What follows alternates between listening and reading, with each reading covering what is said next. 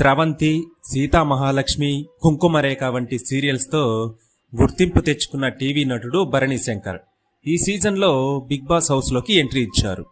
బాహుబలి, ఆవిరి, పరమవీర చక్ర ఇతర చిత్రాల్లోనూ నటించాడు. మెగా ఫ్యామిలీకి అత్యంత సన్నిహితుడైన భరణి శంకర్ సుమారు 30కి పైగా సీరియల్స్లో నటించాడు. ఇందులో కామెడీ, రొమాంటిక్, విలన్ పాత్రలు పోషించి ప్రేక్షకులకు బాగా దగ్గరయ్యారు.